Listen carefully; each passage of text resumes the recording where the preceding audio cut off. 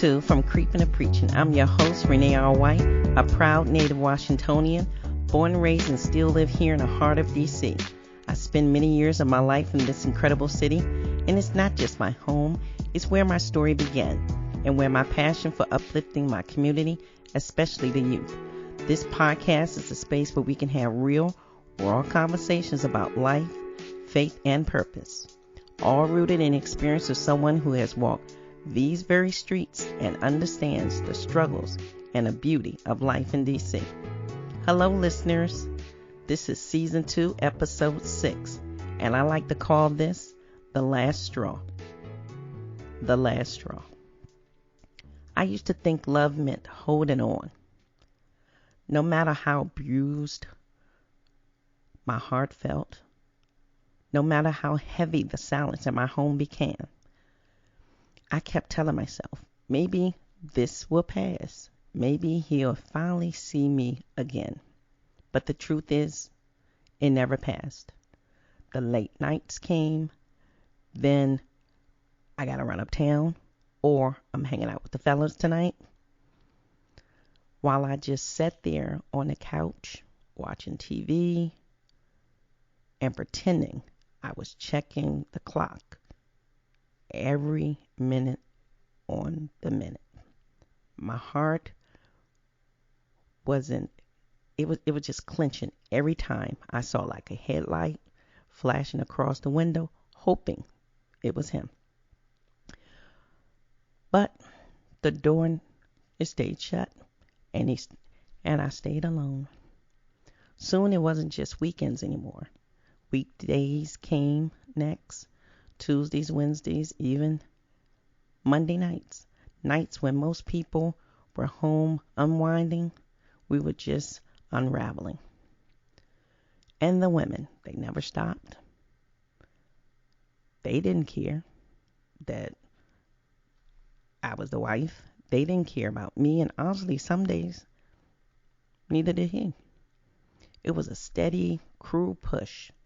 1,000 little shoves against my heart. A missed call here, a cold shoulder there, a laugh that wasn't shared with me anymore, a text message that was never meant for me, but somehow poisoned our home anyway. I kept trying to fix it, cooking his favorite meals, wearing the perfume he said he liked, smiling through the hurt, so maybe he could come back to me. But he didn't. He just pushed harder and harder until I was standing at a crossroads, holding pieces of my life that was no longer existed to me anymore.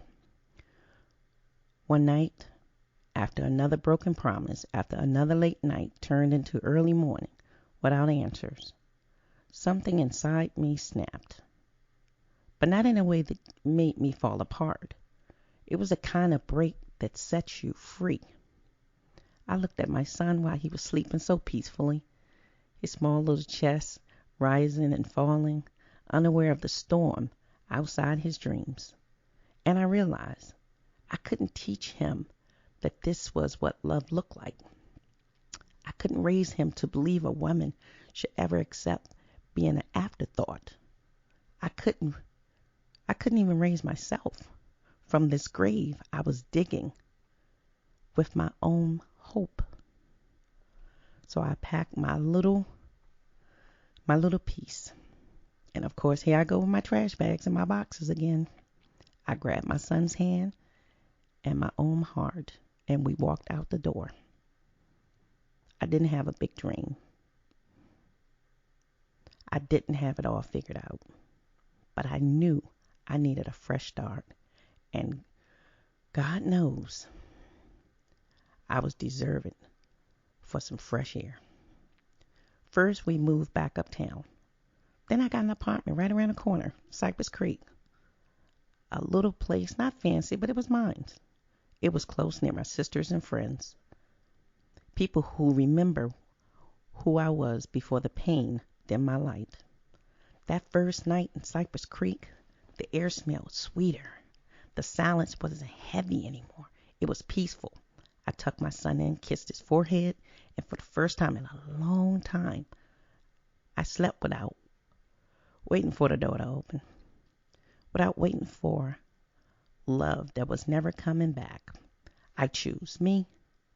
I chose my son. I chose freedom over pretending. And that was the first night I truly came back to life.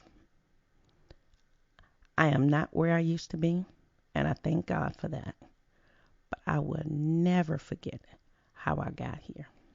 And if my story helps you, or just help one person, I will keep it going. And I keep sharing because it's worth it.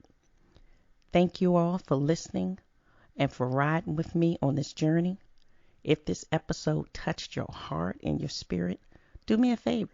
Share with someone who needs to hear it. And don't forget to subscribe so you'll never miss any episodes of From Creeping to Preaching. Remember, you can listen to us on Spotify, Apple Podcasts, iHeart Radio, and YouTube. You can also grab your copy of my book on Amazon or Barnes & Noble. And as you read along, you'll see every twist, turn, and triumph unfold, gaining a deeper understanding of my testimony and my life-changing lessons behind every story. Let's walk this path together. Your journey of healing and hope is just one page away. Let's keep this conversation going. I'm excited to hear how you're peeling back your layers and embracing how this could be your last straw. Also, make sure you visit my website at creepingtopreaching.com for updates, fresh merch, and information about upcoming episodes. I'd like to thank my producer, McKinley, with Moving in Motion by Matt. See you next week.